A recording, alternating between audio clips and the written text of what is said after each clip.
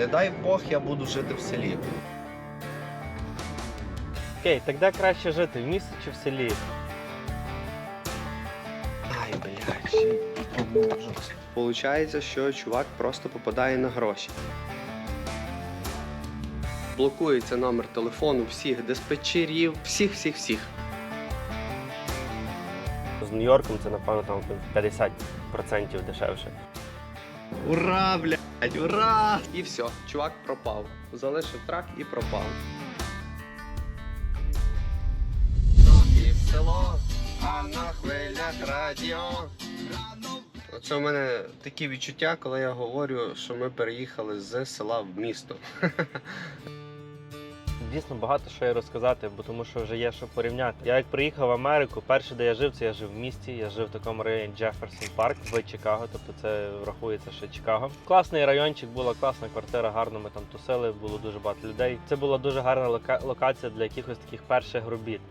Дуже класна ерія, раджу в таких еріях поселятися людям. І, скажімо, потім, через декілька років, я переїхав жити досить далеко від міста. От я, наприклад, зараз їду якраз з цієї ерії. Доїхати мені зараз додому в Чикаго більше години. Як було мені от жити в селі? В селі було жити, я вам чесно скажу, класно. Мені подобалося. Спокійно, тихо, без всяких двіжух, виходиш собі, зелень, гарно, травичка, все покошено, все акуратно.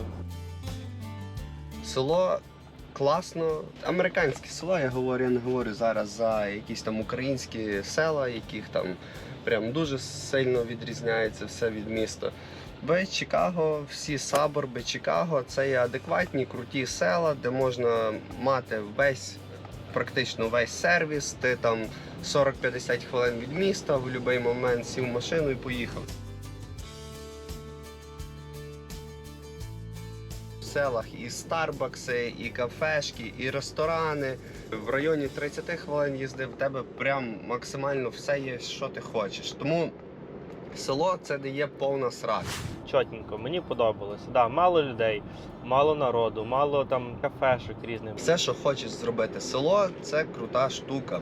Це не є щось таке, не дай Бог, я буду жити в селі. Це просто комфортніше, зручніше, особливо як в тебе дітей є багато, безпечніше, дешевше. Такі от плюси села.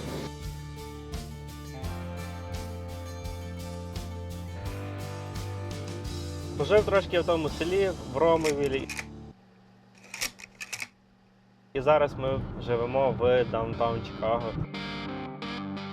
Які плюси, які мінуса зараз життя в місті? Тобто будемо говорити про даунтауні. Якщо в селі, в Ромовілі, тобі кудись треба було доїхати, випити кави ти хотів, чи ще щось, особисто купити ту каву, тобі треба було сісти в машину і поїхати. Хочеш піти в магазин, цей самий процес. Це недалеко. Одна миля, там 5 хвилин їзди на машині, а то й менше, щоб тобі доїхати в магазин. Але це все одно процес. Сів в машину, поїхав, запаркувався, вийшов, дійшов і так далі. В селі довго. В місті інша ситуація. Хочеш в магазин, вийшов на ногах, підійшов. У нас, наприклад, магазин в будинку є, тобто ти спускаєшся на перший поверх, проходиш там метрів 50 і ти в магазині. Хочеш піти підстригтися, спустився, пройшовся 5 хвилин, пішов підстригся. Хочеш піти на масаж, 3 хвилини, ти вже на масажі. Хочеш щось купити, 5 хвилин, ти в магазині. Коротше, в місті це супер зручно на рахунок того, що не треба нікуди їздити. Дуже близько до всього. Десь там вийти, мені там машина, я навіть на вихідні не беру машину, не користуюсь машиною. Я собі там в парку гуляю, мені до озера близько, на пляж мені близько. Я собі там бігаю, на велосипеді катаюся, з дитиною, з псом гуляю. Ну, коротше, класно. Куча кафешок, їсти можеш, що хочеш. Заходиш на Uber Eats, листаєш, 3 рази проголодатися, будеш вибирати, що ти хочеш з'їсти. Плюс Чикаго вважається досить таким гастрономічно розвиненим містом, де можна багато що покуштувати, різної кухні, мішеленівські оці ресторани є.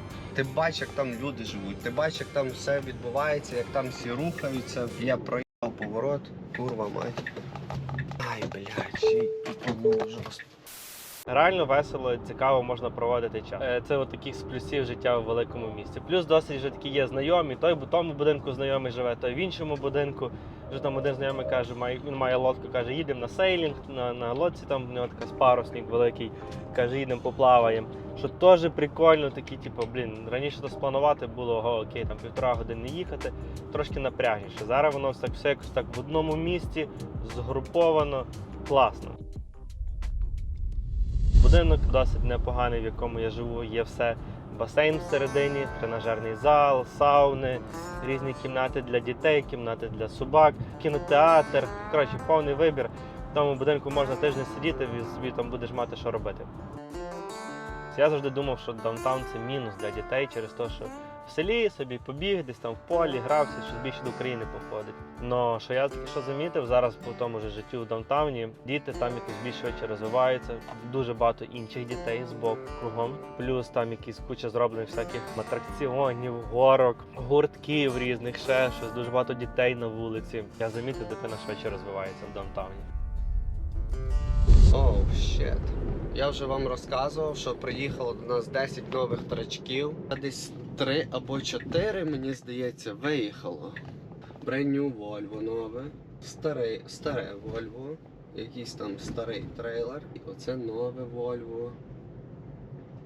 Люди просто їздили на оцих редлайнерах, вони їх позалишали, взяли Volvo і поїхали на Volvo. Так що ще декілька траків є, вже водії на них є.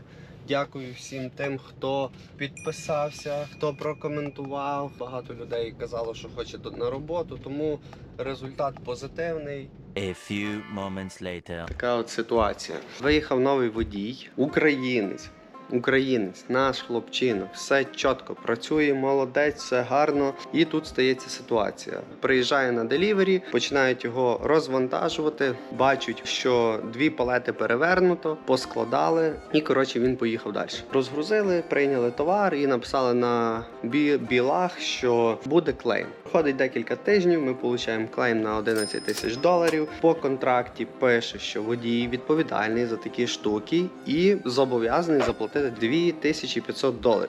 Зняли з нього перший пеймент в $500, мені здається. І водій сказав, що йому таке не дуже подобається, він не буде платити різні дедактабли. Ну як, ти підписував контракт, у тебе була орієнтація, тобі все пояснили, і зараз у тебе вже плани міняються. Я йому особисто позвонив, ми дійшли до спільної якоїсь там думки. Я особисто взявся за цей клейм, буду вирішувати, дзвонити брокерам, кастомерам і так далі. Ранок зробив водій доставку, питаємо його, ти що, на завантаженні, на пікапі. Він висилає адрес тракстапу, каже, ось тут ваш трак. І ми такі думаємо, що сталося? Все, не піднімає ні від кого, заблокував всі номера, тобто залишив трак. І виходить, що чувак просто попадає на гроші. Ми зараз будемо відсилати Repowery трак. Воно коштує $5000. В нашій компанії є така політика, щоб якщо ти залишаєш трак, не там, де ти його взяв, ти платиш за це $5000. Це так зробили, щоб люди просто не кидали їх.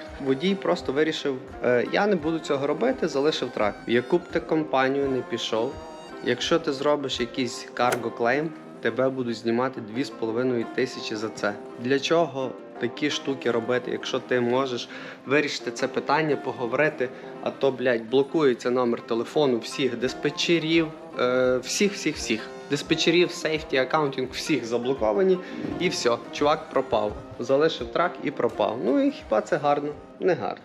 Друга ситуація, про яку я би з вами хотів поговорити. Взяли ми іншого водія, українця, на один з наших траків. Тобто перша ситуація. Українець зробив маленький клейм і вирішив злитися, дропнув трак і свалив. Друга ситуація. Попав чувак в аварію. Буває аварія, це дорога. Розбився трак і другий водій нікуди не зник. Він з нами. Він вирішив це питання, він позвонив. Ми продискутували, що ми будемо робити, як ми будемо це вирішувати. І він залишився в нашій компанії. Тому у мене питання до вас: як ви думаєте, який водій кращий? Перший, який побачив, що його знімлять 2500, злився, чи другий, який вирішив це питання з нами вирішити і залишитись в компанії? Будь ласка, дайте свою відповідь, тому що ми тракова компанія, інколи ми не бачимо очевидних речей, і можливо це один з тих варіантів. Дивіться, який придурок їде. Я казав, що я таких злапаю на відео. От ненавижу таких людей. Їде нормальний трафік, не сильний трафік, а він бере, обганяє по цій лівій стороні, а по лівій стороні взагалі їхати не можна. О, мусора. А ну, дивимося, що тут відбувається. Ану. А-ха-ха! Ура, блядь, ура! Мінуса. Мені окей з тим, але я в загальному бачу, що мало місця в квартирах. Треба більше місця, тому що став вже нажив за 9 років багато. Понятно, що треба його десь тримати. Ми вирішили цей такий рік попробувати, тому ми поселилися в однокімнатну квартиру. Жив би я там довше, я би там точно або купляв, або орендував 2- або і 3-кімнатну квартиру, тому що там, скажімо, купляти якісь пентхауси чи якісь свої будинки в даунтауні, ну там це мільйони доларів. Далі мінус – поганий інтернет. Реально поганий інтернет. Не знаю чому, але в даунтауні херовіший інтернет, який тільки може бути. Я виходжу в парк, і я там просто як без зв'язку. Не знаю, чи то іменно той локейшн, де я живу, але я і Дениса чув, що у нього теж якісь такі проблеми. Треба завжди бути там, скажімо, десь коло свого будинку підключений до свого Wi-Fi, тоді якось воно ще нормально. Коли ти вдома, ще окей, бо є інтернет, а коли ти там десь на вулиці, в своєму парку, ще десь, то нема нормального інтернету. Зимою якраз, напевно, буде великий мінус життя в Чикаго, бо тому що ми близько коло озера великого, озера Мічиган, і всі це називають Windy City. Кажуть, вітра там сильно продувають, зимою холодно в даунтауні. Це літом це навіть деколи плюс, бо там прохладніше, ніж в селі якось так парить, більше душно. Я ж то, понятно, десь там час від часу зимою бував в даунтауні, але для життя я так думаю, що потім ми вам запишемо відео, як ми мерзнемо в даунтауні. Треба з псом ходити гуляти. Я там собі в селі відкрив двері, пес по ярду поганяв собі, прибіг, всі свої справи, весь свій бізнес зробив і прибігла їсти назад там, наша Дейзі. Коротше, в даунтауні свої приколи, ти мусиш спускатися ліфтом, вечором. Коли ти вже такий засинаєш на дивані, коло телека, дивишся Load and Go канал. Ти вже хочеш спати, і ти згадуєш, блядь, ти ще з псом не погуляв. Фак. Дорого? В даунтауні все набагато дорожче. Продукти, напевно, дорожчі, оренда житла дорожча. Коротше, дорожче життя в даунтауні. Ще один великий мінус, от я вам його зараз покажу. Оце от добиратися в даунтаун. Ці трафіки. Деколи в даунтауні 8 миль можна 30 хвилин їхати через те, що трафіки. Коротше, в селі далеко до всього, в місті дуже близько до всього. 10 років ми жили в таких місцях, де треба було їхати. А зараз ми живемо в такому місці, де потрібно просто пішки дойти. І ми від цього кайфуємо. Можливо, це не такий великий плюс, але коли ти живеш 10 років в іншому, то для тебе це зараз рахується величезніший плюс. Ти кайфуєш, ти думаєш, йоп, ти вийшов, прийшовся, кайф. Штат Іллінойс найкращий для життя. Я живу в штаті Іллінойс, в місті Чикаго, в самому центрі, в даунтауні. Дуже красиве місто. Сам даунтаун, я вважаю, що це, напевно, найкращий взагалі в Америці.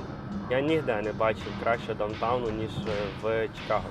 В Нью-Йорку він теж класний, там Манхеттен, своя така тема, свій вайб. Але він грязний, більше мусору.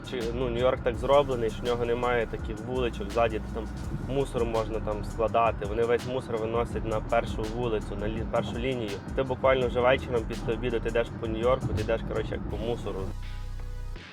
Даунтаун, наприклад, Лос-Анджелес. Лос-Анджелес, взагалі бомжі з палатками живуть. В Лос-Анджелесі це завжди була проблема, вони там з тим борються, з тими бомжами вже протягом, напевно, років 100. І ніяк не можна, їх там навіть в Гаваї висилали, там безплатні їм one-way ticket давали, головне, щоб вони там з Лос-Анджелеса виїжджали. Через то тепер на Гаваях багато бомжів, і в Нью-Йорку теж, до речі, так робили, так що це таке. Майамі гарно даунтаун. Майамі мені подобається даунтаун, там жара, там людей взагалі нема на вулиці літом, ти ходиш собі там сам. Будинки є, водичка якась там є, фонтанчики, щось таке ніяке там.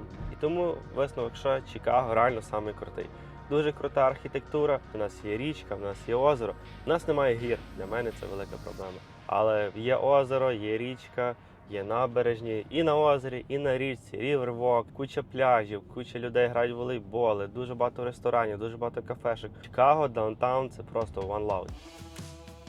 Чому ще також штат Іллінойс, в принципі, найкращий? Тому що серед тих всіх міст, які я вже назвав, там Нью-Йорк, Лос-Анджелес, Майамі, Чикаго для мене найкращий в загальному там по архітектурі, і воно все ж саме дешеве. Глендейл в Каліфорнії, там, однокімнатну квартирку, взагалі не Лос-Анджелес. Знімав по такій самій ціні, навіть дорожче, ніж зараз тут я в даунтауні знімаю прям в класному будинку зразу коло озера з гарним краєвидом. Ціни набагато дешевші, в процентному відношенні там на 20-30. З Нью-Йорком це, напевно, там 50% дешевше. Чикаго більш доступне для життя новоприбулим людям. Навіть до мене недавно дзвонили люди, які там, скажімо, проживають в Філадельфії, вони сказали, що вони десь там теж в сабербах, далеко десь в селі живуть якомусь і платять 2,5 тисячі за квартиру. Ну це дорого, це дорого. В Чикаго десь там 1,5 можна знайти, 1800 до 2 можна знайти гарну квартиру. Я вважаю, що Іллінойс штат найкращий в плані того, як еміграції на перший час. Понятно, тут можна потім собі подорожувати, коли ти вже став на ноги. А, наприклад, якщо ти ще водій траку, ну ти взагалі можеш жити де ти хочеш. Твоїй жінці не обов'язково працювати, коли ти водій. Твого доходу вже достатньо для того, щоб отримувати сім'ю. Нема різниці, де жити, якщо, наприклад, не пріоритетом бути десь там близько до якоїсь двіжухи. У кожного своя дорога, кожен собі вибирає, де жити. Бути водієм класно, можна жити де хочеш, і все насправді може бути круто. Хотів з вами трохи поспілкуватися. Майже рік каналу. На каналі 9100 підписників. Дуже вас прошу, давайте доб'ємо це. Дуже сильно хочу, щоб було 10 за рік. Я думаю, що це офігенніший результат. Якби ви коментували більше сторісів, наших якихось шортсів, якісь питання задавали, нам би було більш легше розкривати теми, знати про що говорити і доносити вам якусь інформацію. Щось вже ми тут прожили, щось знаємо, щось можемо підсказати, щось розібрати. Тому, будь ласка, давайте чуть-чуть піднажмемо, попідписуємося, полайкаємо, щоб воно нас більше в рекомендації людям кидало і будемо рухатись вперед.